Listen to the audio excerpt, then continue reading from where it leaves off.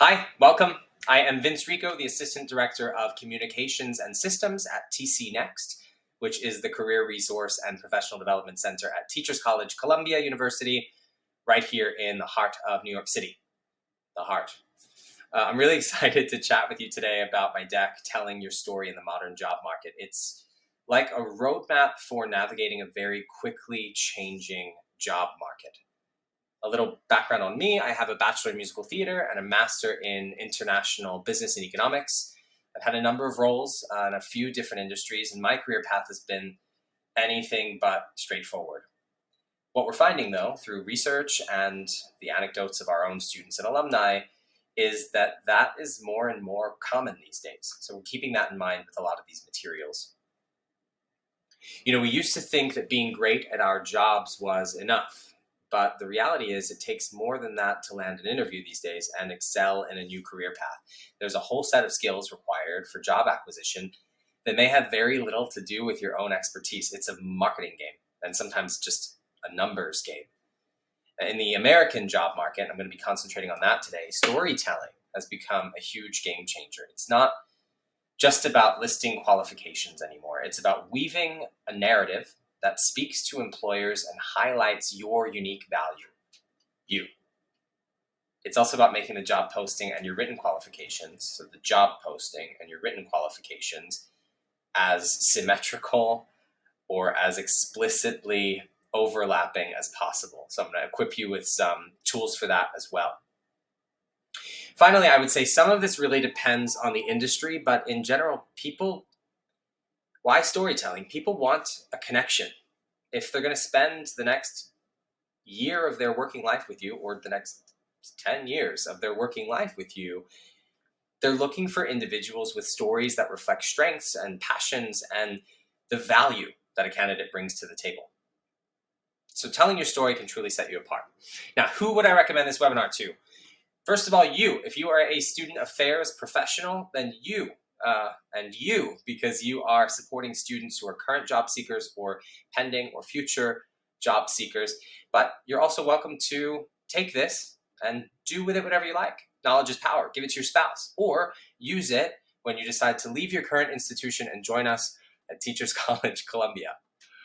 Let's get started. Okay, so getting started, I have some goals for us. I may meander, I tend to do that, but I promise to hit the next 6 items. Personal brand development, which already, I wrote that, I put that on that screen, and it looks like jargon even still to me, but it doesn't have to be. You can identify parts of yourself that you want or need incorporated into your work, and you can make sure to lead with that information before you approach employers. So we're going to talk about developing one's personal brand. We're going to talk about LinkedIn presence. So LinkedIn is the place. We're no longer looking for jobs in the newspaper. We'll talk about how to optimize your page and a few often missed opportunities. We're also going to lean into skill transferability. Now, everyone, very topically, is talking about imposter syndrome. The truth is that people often underestimate how the artifacts of their previous work can very, very tangibly overlap with the next role. It just requires a little bit of creativity and thinking. AI, we're going to talk about ChatGPT in general, using ChatGPT to accelerate your search. That's very exciting for me. I became somewhat of an AI geek over the past year. But not just ChatGPT. There's also Bard, which is a Google resource, and then there's another tailored resource that I'm going to present later.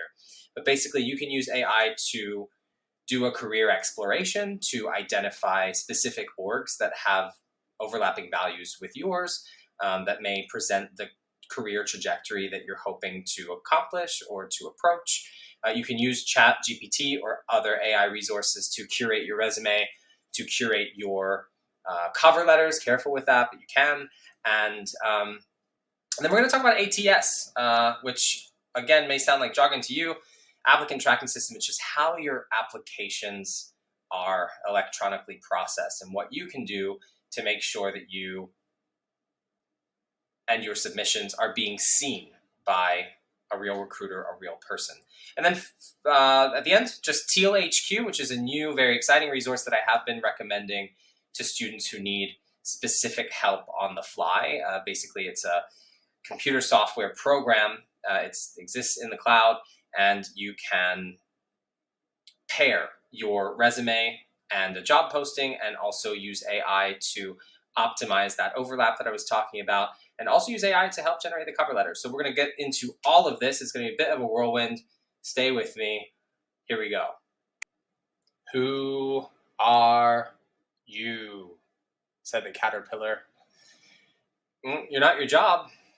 That's not all you are. That's not all anyone is. That's not the crux of one's life, we believe. We also think it's really important to remind students of that. We want to empower our students by knowing that although everything feels like really high stakes right now, maybe you've got student loans to pay in 3 months and you don't know what's happening. You're very unlikely to marry your first crush, so you're very unlikely to retire at your first significant job. It is a starting point. You're also very likely to jump at whatever you're first offered. And that's where we come in. We have the opportunity to steer students toward greener pastures before they end up somewhere that they don't want to be. So by educating our students on their professional brand, we may be giving them the luxury of choice by figuring out what they stand for professionally, who they want to be in the room, which types of rooms they want to be in. You take that information, you can target specific organizations, and then those are the doors that they should be knocking on. I'm going to talk to you all about that next. So now we get into personal brand, which according to Jeff Bezos, founder of Amazon, is basically just what people are saying about you when you are not in the room. We'll take it, but we thought to offer something a little bit more measurable, a little bit more objective, a little bit more nuanced. So we've come up or distilled the following 5. Let's start with values. It is easy to identify, relatively easy, to identify the values of a company, how they move through the world, how they spend their money, political orientation of a company, the compensation that they offer, the benefits packages, whether they have programs for equity, diversity, and inclusion. You name it, there's a long, long list. It can be a little bit more difficult to identify these values personally. But ultimately, we want to do that if we can, because then we can match our own values with those of our prospective employers, and it helps us find where it is that we might be most successful. And so for the values section, a question that I often ask my students,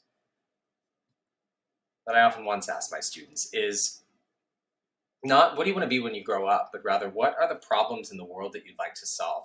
And often in that answer is tied some sort of value-based ideology. So think about that. What do you stand for? What do you want to do with yourself? What room do you want to be in? Yeah. Skills, a little bit more objective. What have you trained for? What have you done? What could you reach toward and do successfully having done what you've done? Identity, also relatively nuanced. That has to do with things like cultural upbringing, race, religion, sexual orientation, you name it. Reputation, not objective, but it's in the room. What people are saying about your work, what people are saying about you. And then finally, presence, which we're going to get into on the next slide. And now, a story. I'll start with this. 70% of employers, as you can see here at the top left, use social media to screen candidates during the hiring process, and 57%, according to a study by CareerBuilder, a survey, 57% of those employers said that they have decided not to hire a candidate based on something that they found online. So that's your Instagram, that's your Facebook, that is anything with which you are digitally or virtually connected on the interwebs. People are looking, they're Googling. The best gift that you can give yourself is to Google the heck out of yourself and see what's there. My anecdote is that I was running a K through 12 program, and one of my 7th graders raised her hand and let me know that she'd seen my MySpace. And that's not even a thing anymore. But my MySpace that I'd created when I was younger than she was at the time, 12, I don't know, that was still there.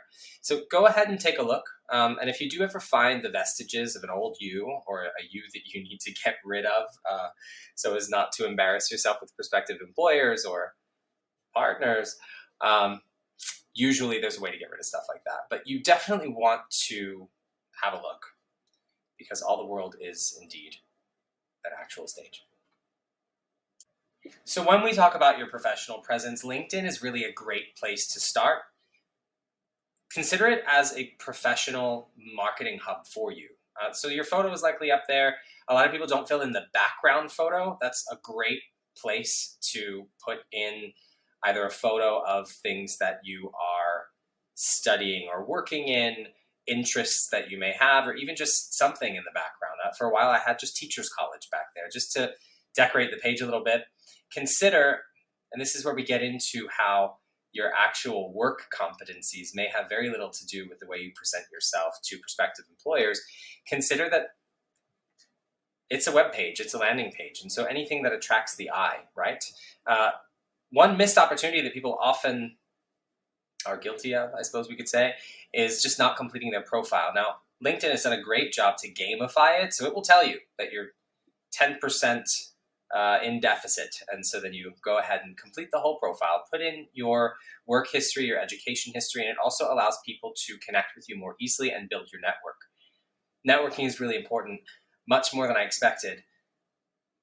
Many, many jobs are gotten through networking one way or the other. In fact, if I could skip ahead, 85% of all jobs, according to a LinkedIn study, are through networking and referrals, just of some kind. And then 60% of job seekers found their most recent job through networking, according to Indeed. So the idea is, if you can build your network, establish relationships with real people, they can maybe help you later on, and maybe you could help them.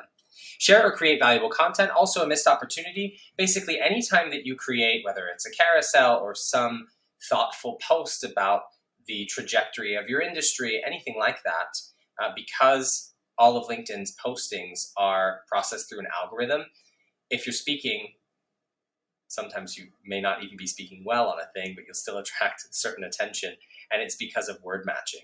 But it could be really useful to help you get to doors that you hadn't expected to open. Yeah. Engage with others. Don't be afraid to say hello. Don't be afraid to ask somebody to take them for a cup of coffee or to jump on a 15-minute call to talk about their role or the work that they've done. If you see somebody who's transitioned to a role from a role similar to yours and the role to which they transitioned is one that you want, hey, how did you do that? Most of the time, I find people are very amenable to just having a conversation. Can't hurt to try, can't hurt to ask.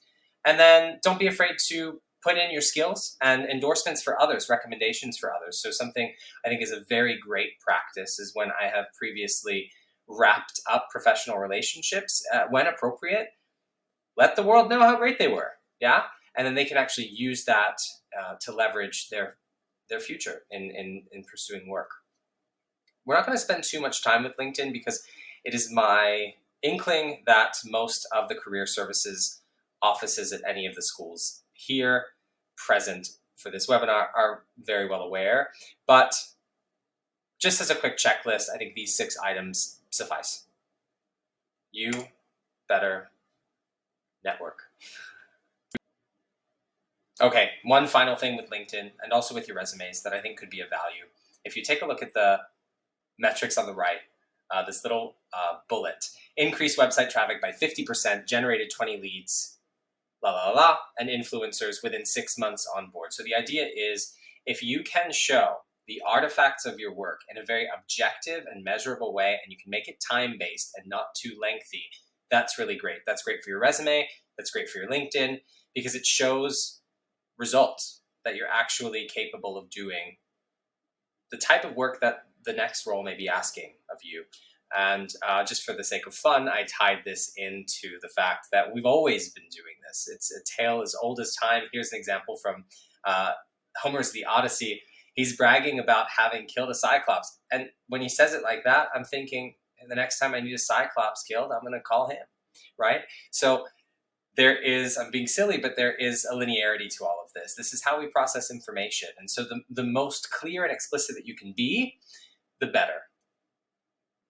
But we're also going to talk about skill transferability. Skill transferability. So only 27% of graduates have a tight match job. So basically, I went to school to be a software engineer, and now I am a software engineer. But then there's also a broader moderate match where it increases from 27% to 59%. So maybe you went to manage small businesses. Maybe you are, sure, let's say you went to Teachers College and you majored in pedagogy and ended up in curriculum design, right?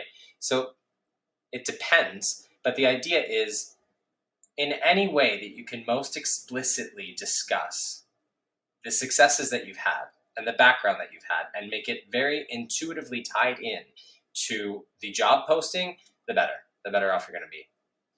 And that's when we get to my favorite, which is ChatGPT. And I do take this personally.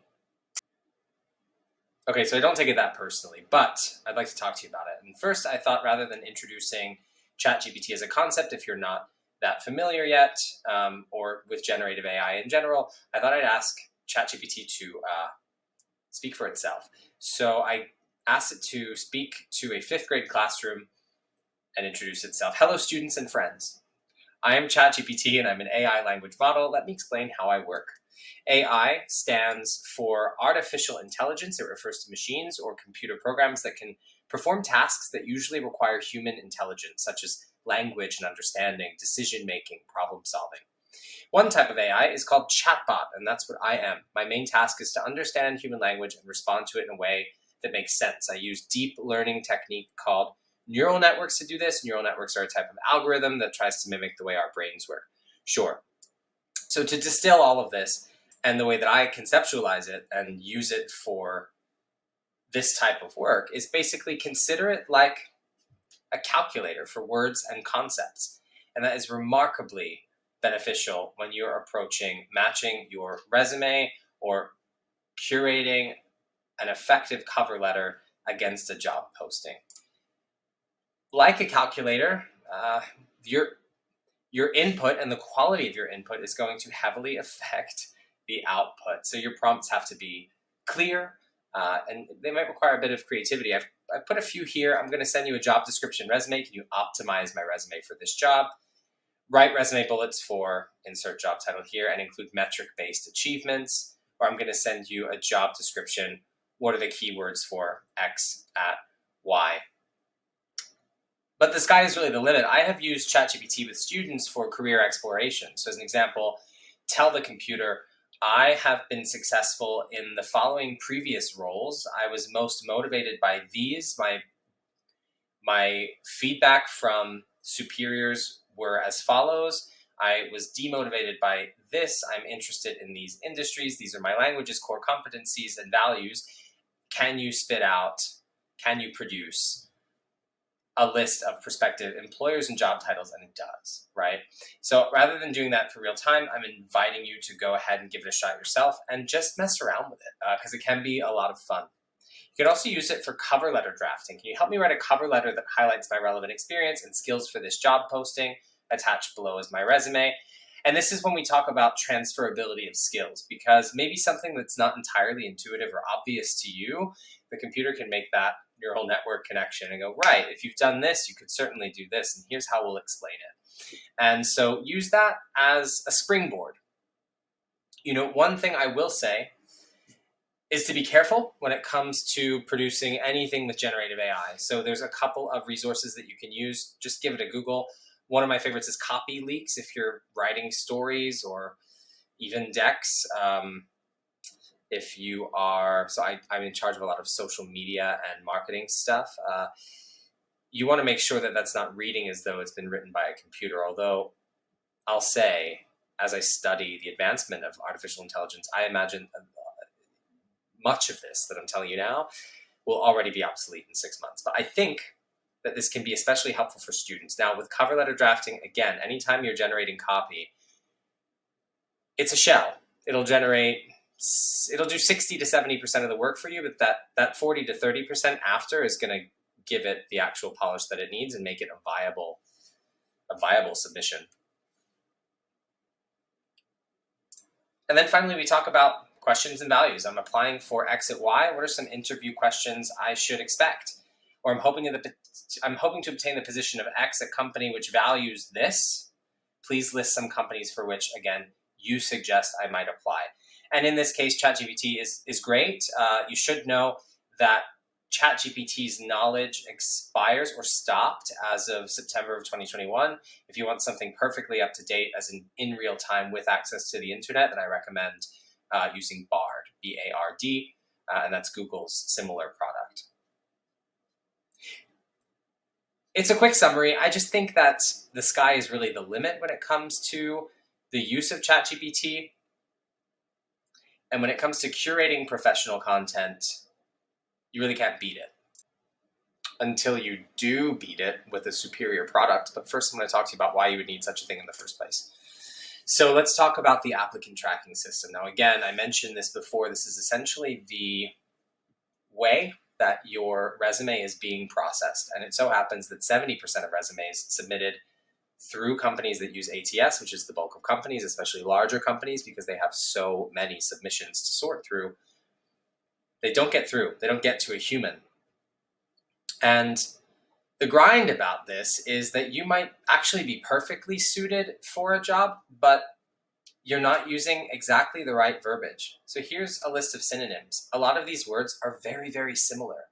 But implemented versus spearheaded, if the job posting uses the word implemented and you use the word spearheaded, there's no identification that those two things are the same. And so although broad concepts and whatever your industry jargon happens to be, sure, those will get picked up.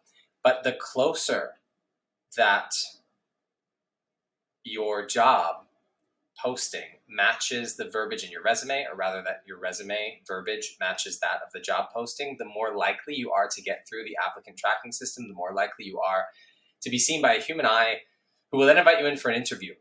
So I should qualify, Teachers College, we have no relationship with Teal. It's something that I found on my own in support of a student, and the reason for that is because the student needed something on the fly immediately. We have a robust offering of appointments and drop-ins, but they needed to crank out a resume and a cover letter very quickly, and they were not even sure about formatting. So what I think is really nifty about Teal is that you can implement a Chrome extension. And so you find a job posting, the Chrome extension pops up, it says, do you want to save this? Yes. And then it ends up being managed in this sort of project management system where it's a job tracking system. Then you can go in to your resume, formatted however you like, but it's made sure to be ATS compliant. So as an example, the ATS will also reject anything that has a photograph on it or a QR code. Teal makes sure that all of its standardized documents that it produces with you are ATS friendly, and you can essentially select and modify. You can curate for every individual job posting a unique resume. And it really makes a difference. It makes a difference in a number of ways, namely that it can identify keywords that likely belong in your resume in order to generate compatibility. There's a compatibility score. If you look at the left box, toward the top right of the left box, that says 67% overall score. If you're at 100%, it would be an actual copy paste of the job posting itself. So anything above 50% is meant to be a good compatibility score. But it generates, using AI, a score of the likelihood that this thing is going to get through to a human. And it highlights words, opportunities really, where you might be able to add those words that are missing into your own resume. Now, again, I would never encourage disingenuous additions, but when it comes to things like spearheaded versus implemented, there's an opportunity there. And sometimes just objectively, we'll also look at the format and structure of your resume, let you know if anything looks too lengthy. It also, I mentioned earlier, we talked about metrics that are quantifiable and time-based. It asks for that. We'll also score the quality of your resume in that way. And then at the end, you can tick boxes of some of your accomplishment bullet points, and then it will use AI to thread a cover letter through the content of the job posting and the requisites of the position with things that you've done before. Now, again, anytime that you are using generative AI to create a cover letter, we're talking 60-70% of the work. But what this tech now allows our students to do is spend 2 hours on a thing that might have previously taken an entire day.